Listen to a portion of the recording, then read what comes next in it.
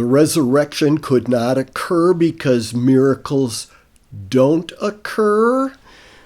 Let's just look at that a little bit. First of all, the Bible. But the Bible is just a bunch of myths.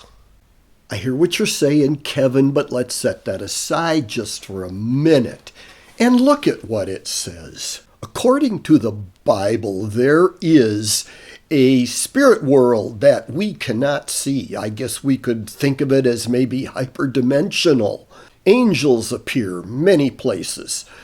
There's the angels that appeared to Abraham and then moved on down to Sodom and Gomorrah to tell Lot to get out of there because they were going to destroy those cities. There's the angel that spoke to Daniel, and he had been delayed for 21 days because he was fighting the prince of Persia. So here we have an angel of God fighting an evil angel who is over or responsible for Persia. So it seems biblically that there are angels in charge of countries. There's the account of Elisha, who asked God to open the eyes of his servant so that his servant could see the protection of angels that were surrounding them. And the servant's eyes were open, and he saw the hills just covered with angels. So according to the Bible, this spirit world exists. And this spirit world can make appearances at will in our world, but we cannot at will see what's going on in the spirit world.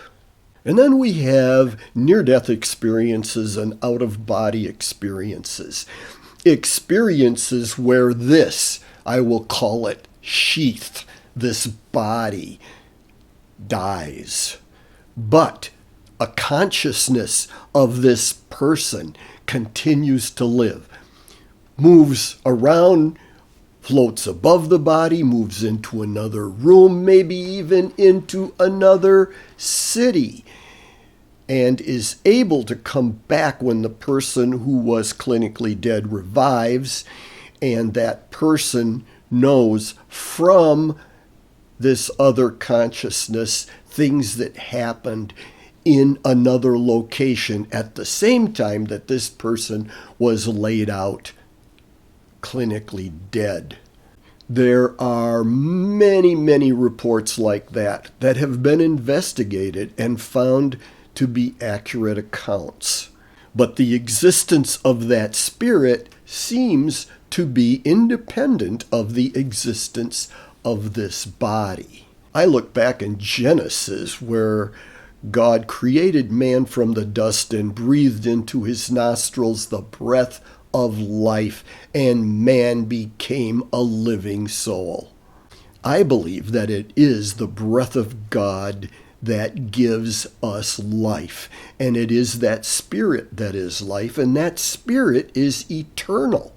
So I will say without fear of reasonable contradiction that there is a spirit world that exists outside of what we can reproduce or measure in the lab by science.